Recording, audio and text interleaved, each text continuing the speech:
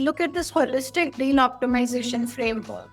Now, there is valuation versus the terms trade off. You can accept a lower valuation for better terms, or you can accept a higher valuation with investor friendly terms.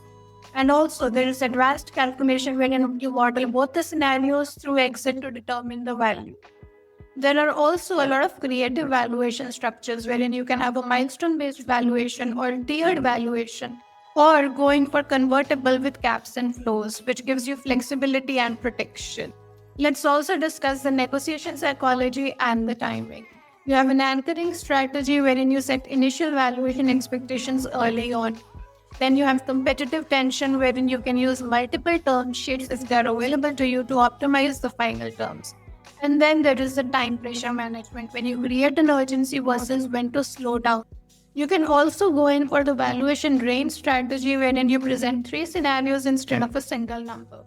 Or you can have a performance-based adjustment where you link final valuation to near-term milestones. There is also the investor tier pricing where you can have different valuations based on different types of capital. And finally, let's wrap up with the exit optimized valuation strategy. When you're talking about advanced valuation, it considers how current decisions will be affecting exit outcomes and further value maximization. There is an exit optimization framework that we wanted to take you through. First and foremost, the exit multiple preparation.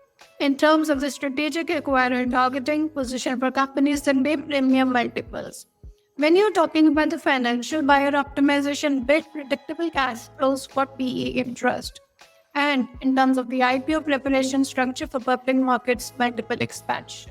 When we are talking about the liquidation preference management, minimize the preference stack, limit 1x non-participating preferred. In terms of the conversion optimization, ensure preferences converted reasonable exit multiples.